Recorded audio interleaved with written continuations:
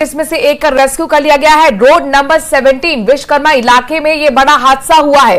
तेज बारिश की वजह से विश्वकर्मा इलाके में हादसा हुआ। अशोक कुमार सैनी का ये घर है जो हादसे का शिकार हुआ। बेटी, बेटा, रिश्तेदार की पोती और एक अन्य रिश्तेदार बेसमेंट में डूब गए हैं। मकान में बने करीब 15 फीट गहराई के बेसमेंट में पानी भर गया था। सोते वक्त दरअसल ये पानी भरा और यही वजह थी कि ये लोग नहीं निकल पाए। हालांकि रेस्क्यू ऑपरेशन के दौरान एक शख्स को तो बाहर निकाला गया जो खुद इस घर का मालिक है, लेकिन एक मासूम बच्ची 3 से 4 साल की बच्ची समेत 3 लोग अभी भी इस बेसमेंट के अंदर हैं। बताया जा रहा है वो डूबे हुए हैं। 15 फीट गहरा ये बेसमेंट है। ऐसे में रेस्क्यू ऑपरेशन जब 6 बजे से शुरू हुआ तो आप देखिए कई घंटे बीत चुके हैं, बावजूद इसके अभी भी रेस्क्यू ऑपरेशन चल रहा है। परिजन डरे हुए, सहमे हुए हैं। बच्चे आपको रोते हुए, बिलखते हुए नजर आ रहे हैं, क्योंकि जैसे जैसे वक्त आगे बढ़ेगा तो जाहिर तौर पर अंदर जो बेसमेंट में लोग सुरक्षित हैं या नहीं, इस पर जरूर शंका होगी। और ऐसे में यहां पर आप देख सकते हैं परिवार के अंदर कोहराम मचा हुआ है। विष्णु हमारे संवाददाता जुड़े हुए हैं। विष्णु, रेस्क्यू ऑपरेशन, विष्णु जुड़ेंगे हमारे साथ, लेकिन आप तस्वीरें दे सकते हैं। एक्सक्लूसिव तस्वीरें विष्णु हमें पहुंचा रहे हैं सुबह से।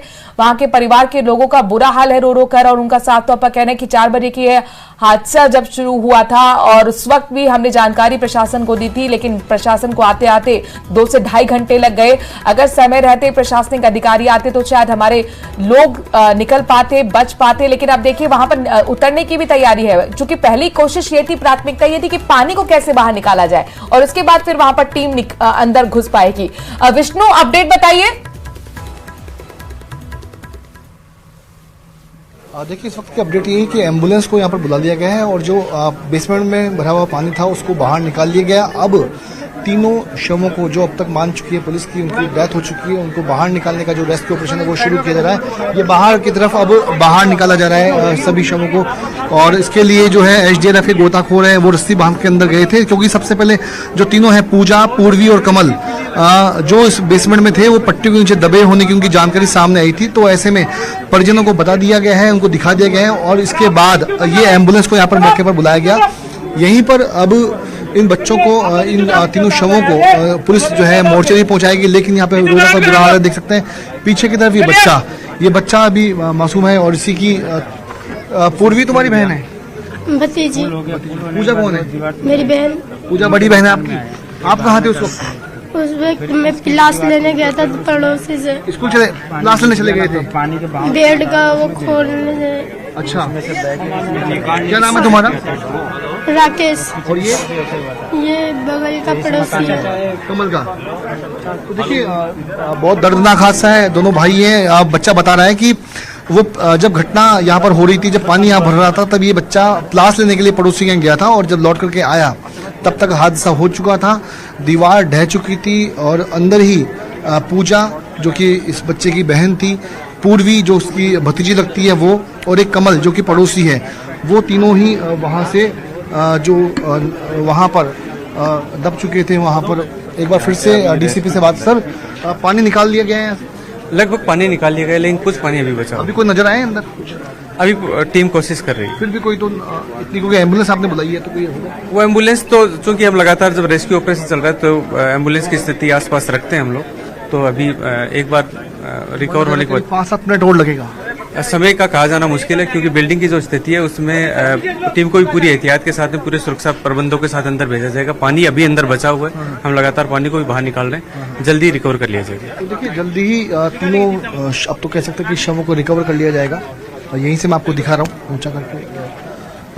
ये जो पानी है उसको लगभग बाहर निकाल लिया गया है। कुछ देर बाद जो तीनों, पूजा, पूर्वी और कमल, उनको बाहर निकाल लिया जाएगा। चूंकि अभी कुछ देर पहले ही एक जानकारी सामने आई कि यहाँ पर करंट जो है वो अभी तक दौड़ रहा है, और जो हम बता रहे थे कि आपदा प्रबंधन की जो टीम है या जो उनमें कोऑर्डिनेशन का संभवतः या कोई अभाव है, और ऐसे में पानी निकाले जाने के बावजूद अब यहाँ पर करंट की स्थिति इस वक्त मकान में आई है, ऐसी जानकारी सामने आई है। इसीलिए एक बार फिर से एसडीएम जो है उनको यहाँ पर बुलाया गया है, ताकि यहाँ की जो बिजली की जो व्यवस्था है उसको ठप किया जाए, सप्लाई को काटा जाए, ताकि और कोई अनहोनी यहाँ पर नहीं हो। वहीं पर मैं यदि यहाँ के हालात दिखाऊंगा तो आसपास की तमाम जगहों पर यहाँ पर लोग जो हैं उनको हटाया जा रहा है। छतों पे ठीक लोग है यहाँ पर विष्णु, इकट्ठे हो हमारे चुके साथ हैं। बने रहिए। दूर-दूर से दुखद मैं हादसा, छतों पे- दर्दनाक हादसा, 3 लोगों के शव जो है अब निकाले जा रहे हैं, बेसमेंट में डूब गए थे।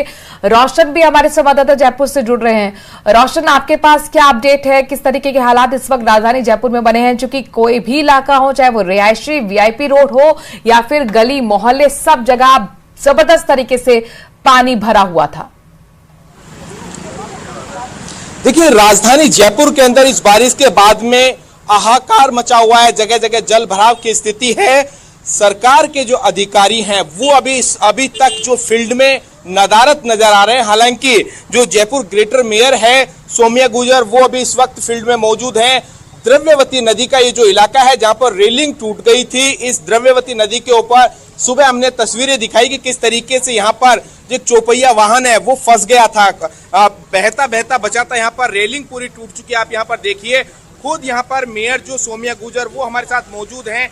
यहाँ पर निरीक्षण यहाँ पर कर रही है मेयर। मैम, किस तरीके का निरीक्षण यहाँ पर चल रहा है? आप लगातार देख रहे हैं, क्या स्थिति है शहर की?